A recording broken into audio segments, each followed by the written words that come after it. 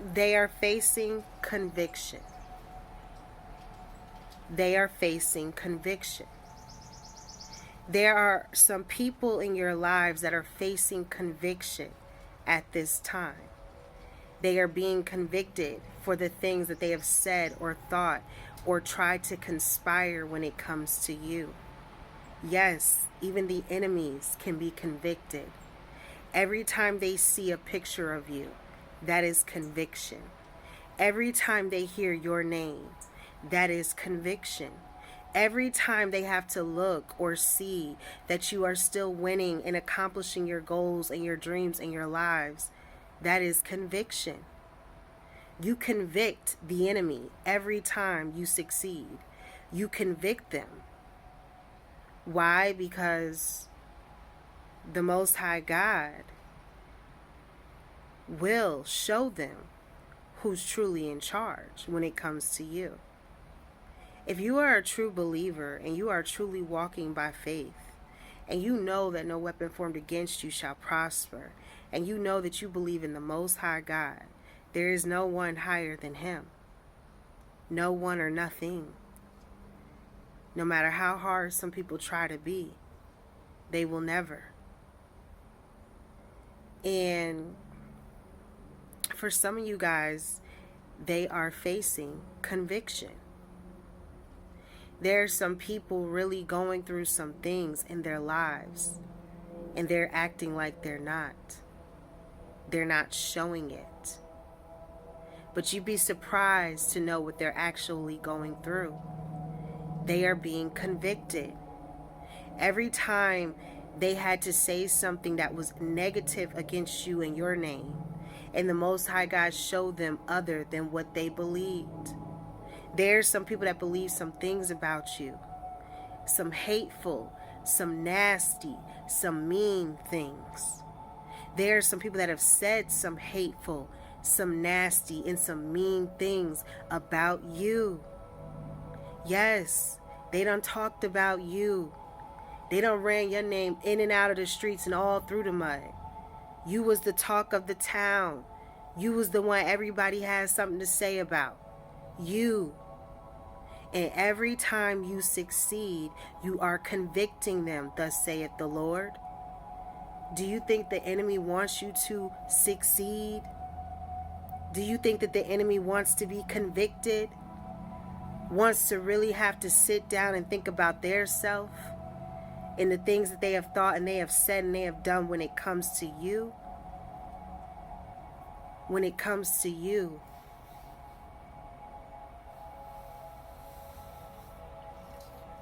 For some of you guys, there is a lot of people facing, let me say that the right way, right? There are a lot of people facing conviction. And that is what that is. And this is around this time. There are going to be people that are going to come on your spirit, come on your mind. You're going to start thinking about them. And you're going to wonder, why am I thinking about this person? It could be that they are facing conviction. You are thinking about them because the Most High is trying to help them make things right. Right. A true child of God tries to make things right. Tries to sit down and look at their self and say, you know what, maybe I was wrong in this mess, in this situation. Maybe I did mess up. Maybe it was me. Maybe it wasn't all them. It's hard to do that. But that's also a part of conviction. Having to face your part in it. Your mess. When you have to face yourself, that is conviction. And some people are having to do just that around this time because some of you guys have shown them who God truly is. Through His mercy and His grace every day and every second that you get to even live. And if you have been doing nothing other than the will of the Most High God and following your purpose and your calling and going towards His will be done, if that's what you've been doing, then yes, they are being convicted. And these people that you are feeling in spirit, these people that you are thinking about, are having to now sit with themselves and sit in their mess. None of us are perfect. None of us. And through you guys that are still living to push and keep fighting and keep going and not give up, despite what it may look like, you're not giving up. Oh, they're going to be convicted for that. Do you think the enemy wants to have to look at himself? No, it does not.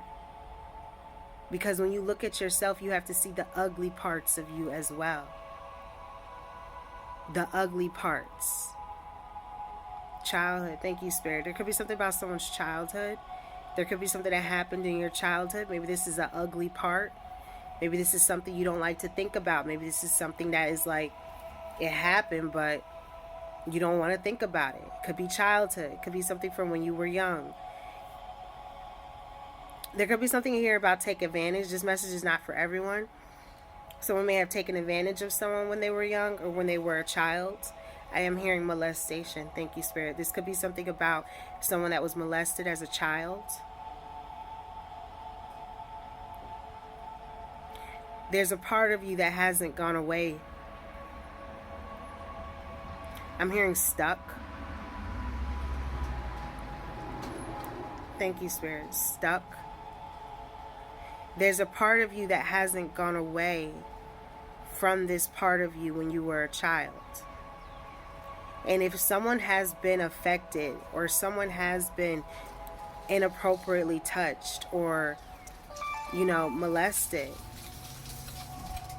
you have to go back to that in order to process that it happened.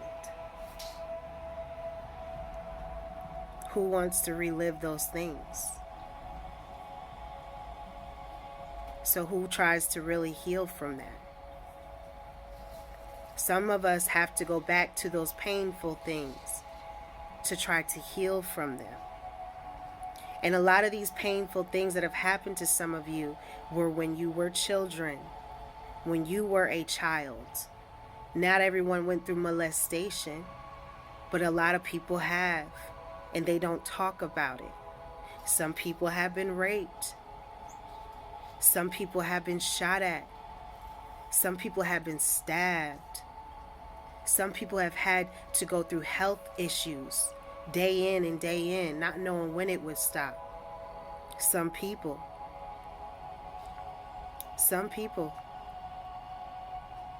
And when you think about it, and you really think about some of these people,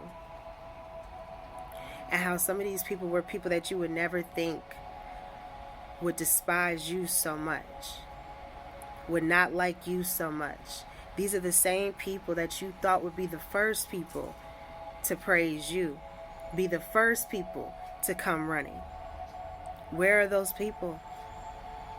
There's some people that really dropped y'all off and thought you were never going to come out of a situation. There's some people that broke your heart, that made you think that they was in love just to hurt you. Some of y'all done been hurt by some people.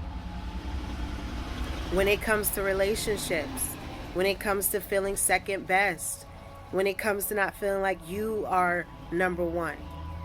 Yes, some of y'all done been put second in relationships. Some of y'all are not being treated as number one. And for some of you guys around this time, just know that. Just know that they are facing conviction. And every time someone has to think of you, hear your name, see something that reminds them of you, that is conviction. And this is how we learn. It's hard to swallow that pill, but it is. Through the Most High God convicting us is how we learn our rights from our wrongs. And some people know they was wrong when it came to you. None of us are perfect, and everybody doesn't have to like you. But some people chose not to like you just because, and they don't even know why they never liked you.